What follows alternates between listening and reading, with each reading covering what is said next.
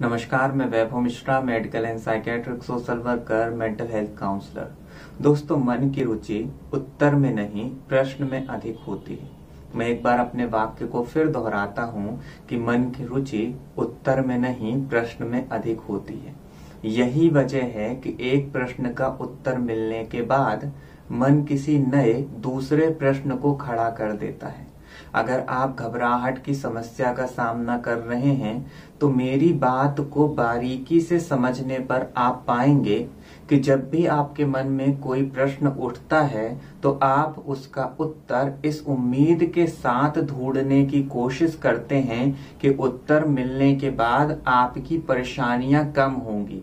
आपके मन में जो विचारों से संबंधित बेचैनी बनी हुई है, जो घबराहट बनी हुई है, वह कम हो जाएगी। परंतु जैसे ही उत्तर मिलता है, मन किसी नए प्रश्न को खड़ा कर देता है। और जैसा कि मैं बार बार दोहरा रहा हूं कि मन की रुचि उत्तर में नहीं प्रश्न में अधिक होती है।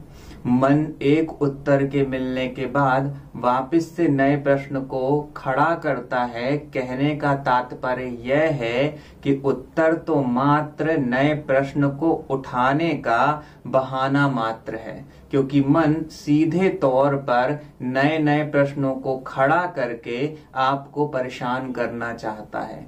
अगर आप घबराहट की समस्या का सामना कर रहे हैं तो आपको स्पष्ट तौर पर इस बात को समझना होगा कि भविष्य की चिंताओं से संबंधित जो भी मन प्रश्न उठाता है उनमें आपको रुचि लेना बंद करनी होगी। अगर आप उनमें रुचि लेते चले जाएंगे, आप उत्तरों को खोजते चले जाएंगे, तो एक उत्तर के बाद फिर नया प्रश्न, फिर प्रश्न के उत्तर मिलने के बाद फिर नया प्रश्न, और ये सिलसिला चलता चला जाएगा। आप हर बार यही सोचेंगे कि यह उत्तर मिलने के बाद अब मन संतुष्ट हो जाएगा और किसी नए प्रश्न को खड़ा नहीं करेगा, परंतु मन नए प्रश्नों को उठाएगा ही उठाएगा, क्योंकि मन की रुचि उत्तर में नहीं प्रश्न में है। इसलिए एक बार मैं फिर दोहराता हूं कि अगर आप घबराहट की समस्या को नियंत्रित करना चाहते हैं तो भविष्य की चिंताओं से संबंधित जो मन में प्रश्न उठते हैं उनमें आपको रुचि लेना बंद करना होगा। जब आप लगातार प्रयास करेंगे कि मन में उठने वाले हर एक प्रश्न का उत्तर खोजने की आपको आवश्यकता नहीं है, इस उम्मीद के साथ कि वह आपकी घबराहट और बेचैनी को कम करेंगे, तो धीमे धीमे करके आपका मन प्रश्नों को उठाना कम करता चला जाएगा।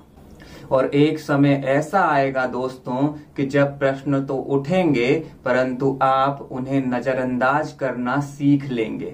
आप समझ पाएंगे कि यह वही प्रश्न हैं जो कि आगे जा करके घबराहट और बेचैनी को और अधिक बढ़ाने वाले हैं। इसलिए ध्यान रखें कि भविष्य की चिंताओं से संबंधित हर प्रश्न में रुचि लेने की बिल्कुल भी आवश्यकता नहीं है। अगर आप ऐसा करेंगे तो निश्चित ही आपको अपनी घबराहट को नियंत्रित करने में सहायता मिलेगी। अपना ख्याल रखें। अगले वीडियो में फिर मुलाकात होगी। नमस्कार।